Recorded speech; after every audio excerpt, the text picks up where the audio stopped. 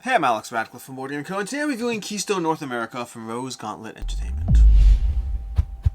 Keystone North America is a puzzly game for 1 to 4 players, a puzzle game in which the goal is to basically gather these various species to put them onto your own personal board and to score as many points as possible based on the arrangement of the species, the various habitats they have, as well as other things such as researching the species, getting keystone species, and, well, a whole bunch of stuff that you're trying to combine to get as many points as possible. The gameplay structure is on your turn, you're going to take one of two actions. You're either going to take a card from this board over here, and you're going to have your personal supply of acorns over here, or they call them something else, which you're going to be going ahead and using these to put down on different cards in order to get to that one card that you really want and put that in the grid wherever you think is most beneficial to do so. And then the turn, all cards will slide down, and then boom, it's the next person's turn.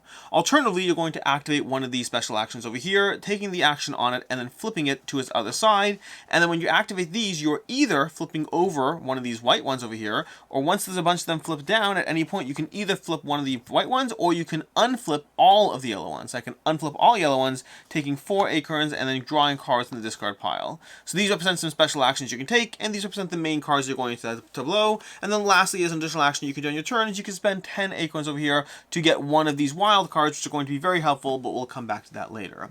The core idea of the game is you're going to be scoring for a few things in this game, but one of the big things you're going to be scoring is your most efficient species in every row and column. In other words, in a 4x4 grid, you're going to score for your best one in 1, 2, 3, 4, 5, 6, 7, 8. You'll score your 8 different potential opportunities. You may not score a full 8, but up to 8 potential opportunities, picking your most beneficial scoring thing. The problem is, in order to score, what you have to have a species in the same habitat in ascending order. So for example, right now this is a 1, which is great. The problem is this one has to go ascending in this direction and ascending in this direction in order to actually be working out, and you can't skip either. It can't go 1, 3, 4, 5. It has to go 1, 2, 3, 4 in order to get that scoring, which means you're constantly trying to figure out which card you can put into your habitat in order to be able to most efficiently achieve a variety of scoring options. As you place cards into your habitat, you're also going to be earning more of these acorns based on how you place the cards. So when you grab a card, if a card goes next, forgetting for the fact that this is a terrible place to put this card, because this card went next to this one, I'd get 1 over there. If I later put this card down over here, this card has 2 matching species, so I'd go ahead and pick 2 and I get 2 more. So the matching environments and all the adjacent cards are going to give you extra of these, which are very important to be able to get the right cards you want, as well as buying those wilds. As you gather cards, you're trying to figure out the most efficient puzzle. You're going to want to try to place them into your board in a way that actually scores as many points as possible as you go through here, trying to place them down in such a way that you're able to score for full chains over here. This 3, 4, 5 might look good, but these two share the same habitat, these two share the same habitat, the full string of them do not. If instead I had this 5, well then not only would I have a 5 that matches the habitat, but I'd also have a keystone over here, and that's a big deal as well, because keystones are going to allow you to score that row or column a full second or third or fourth time the more keystones you have. The scoring sequence for the game is you score 1 point for every card in a sequence, so 1, 2, 3, 4 would be 4 points. You score a point for every research token on those cards. Research tokens are going to be put on these cards primarily through these abilities over here. So for example, I can go ahead and flip this one over here to place a research token on this card over here because it has that matching symbol. And you have to place them on unresearched cards in general, so there's a limit of 1 token per card. For the most part, there's one of those that gives you 2 tokens on a single card, but you're going to be adding them to the cards. So for example, right now, this sequence is worth a total of 4. 1, 2, 3, plus the research token is 4, but you're going to score twice because you have the keystone over here for a total of 8 points. Trying to line up the perfect rows and columns is going to be challenging though, because as these cards continue to come out, you'll have more access to the cards you need, but trying to line it up perfectly will never really work out. As you go through the game, you're going to have to make trade-offs. Once I have a 3, 4, 5 over here, well, if I put a 2 over here, which seems intuitive, putting a 2 down over here, again, forgetting that's not the right species, well, the problem is I have a 1 over here. So how's this 1 going to match up with that 2? And the answer is it won't.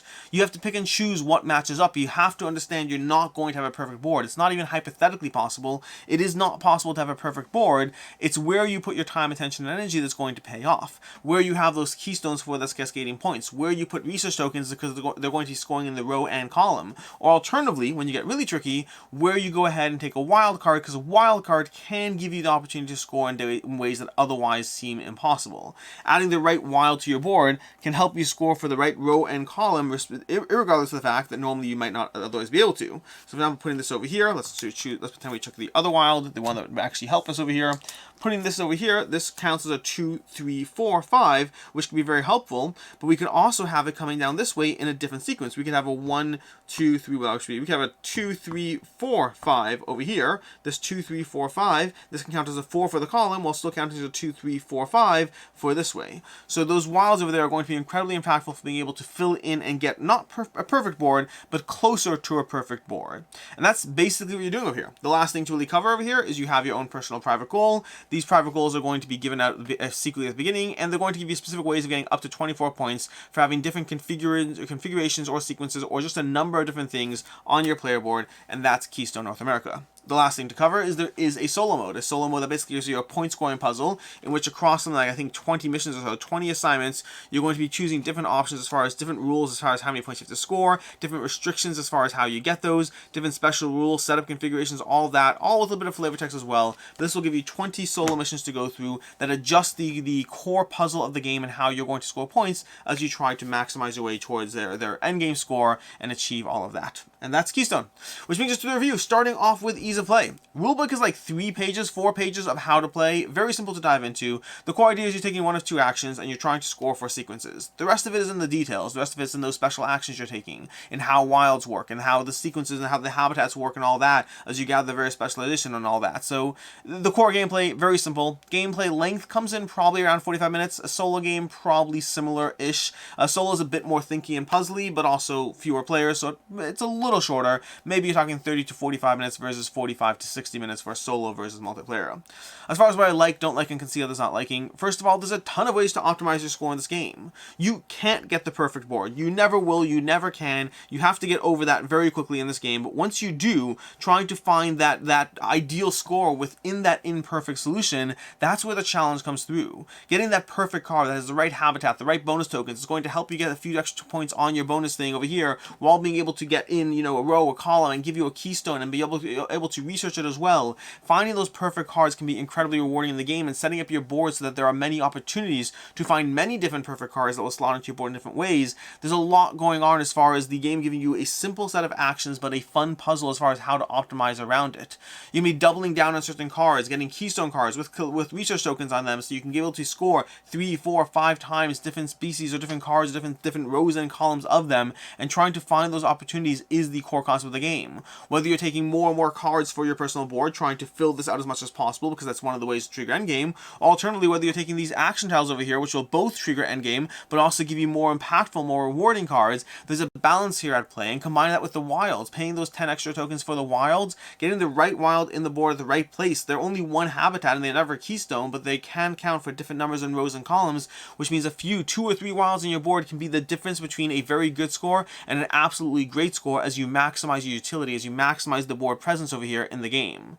Then the artwork and production off the bat, by the way, we didn't really talk about this is the deluxe version of the game, so the artwork and production, incredible off the bat, as well as the fact that the solo play in this game is just really, really satisfying. If you've played other games like Calico, Cascadia, or whatnot that have solid little solo puzzles built into the core engine while doing a point optimization game, this very much has that. I like the fact that the solo play is not just, hey, here, beat your score, rather they give you specific score requirements with specific sequences and then with specific degrees of how you're engaged with those puzzles. That makes it very rewarding to dive into.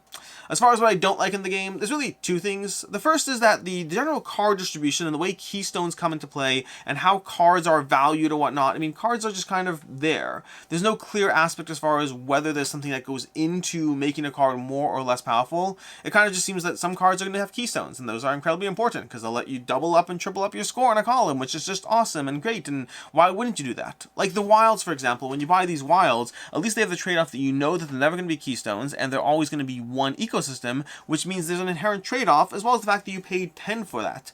But the other cards that come out in the row, sometimes it seems like it could just be luck of the draw. Hey, that great keystone card that perfectly fits into your grid and is part of 3 ecosystems, go ahead and grab that. And you could try to get those cards, and they can be incredibly helpful to get them, but there seems to be a distribution over there as far as just how impactful the distribution of the card power is something I don't fully buy into.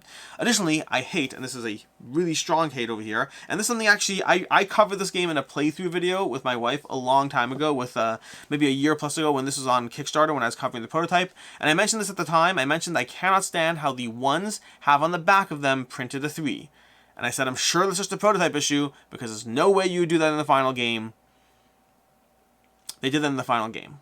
It's bad game design. It's bad component design to have a point scoring token have a different number on one side, such that if you in any way disturb your own pile, whatever your score was, whatever your, not your score, whatever your count of tokens was, it's not good. It's not good that they have 1s and 3s in the back of each other. That should really be addressed.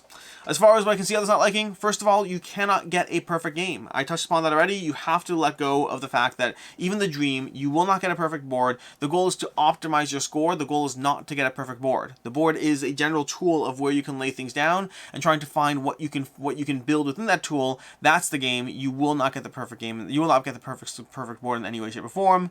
But additionally, hunting for those cards. There are going to be cards that fit your board well. You're going to need that 1-3 and that 1 ecosystem that's going to complete rows and columns for you, and while you might find it, you also might not. That hunt for the perfect card, it's up to you to not build your board in such a way that you're so overly tied down to that. But past that, it is something that is going to be a degree of luck in the draw as far as whether you do or don't find those perfect cards when you're looking for them. As far as final thoughts on Keystone North America, I said this a year ago, stand by it now. I really enjoy this. I really enjoy, first of all, the general art and production is insane. These player boards have a ton of color in them. The player mat, again, deluxe version over here, so some of these things won't be in a regular retail version of the game. But the general art, everything across the board is just beautiful. And the whole production is absolutely beautiful. Iconography is simple, it's clear, everything is just solid. But then past that, there's a fun game built on top of that. There's a game not just with a nature theme, but with a ton of fun things going on as far as how to optimize your score, different ways to pursue. There are times where you're going to score 64 points for a single row. If you manage to get all the resource tokens, you manage to score it 4 or 5 times. There are some times where you can just get the right thing at the right time, and that can be incredibly satisfying because that can be half your score from a single score a row being done well. Or you can more easily distribute. There's a fun point scoring system going on here where you try to hunt down the right cards, use the right actions, and ultimately gather as many points as possible in this game. And then you combine that with a solo puzzle that is very, very rewarding. The solo puzzle, one thing I didn't mention is I do find I'm still in the early stages of the solo puzzle, but some of them do seem a little easier. I do hope it gets harder, but past that, I really enjoy the solo puzzle of what it's given me, as well as the multiplayer component. This one, it's a 4 out of 5. I really like what it's doing. There are some aspects where it's not, there are some aspects where I just think it just caps out as far as what the game is, but overall, a really solid point scoring game that I've been having a lot of fun with. As far as other game recommendations, first of all, if you're looking for something that feels very similar from a gaming perspective, this Calico. Calico from Flat Out Games is going to give you a very similar point scoring puzzle, different in its implementation, but both a solid solo game as well as a solid multiplayer game that does promise you the possibility of perfection, whereas Keystone North America doesn't even pretend that will ever happen. And then secondly, if you're looking for something with a meadow theme, similar to this one, a more nature meadow theme and a different way of set collection, Meadow, which is why I said meadow theme, because Meadow. Meadow, the game, is going to give you a different way of a different nature-focused experience, also with a degree of collecting, but with a very different implementation past that. In any case, I hope you found this video helpful. I'm Alex Radcliffe from Board Game Co., and I hope you have a good one.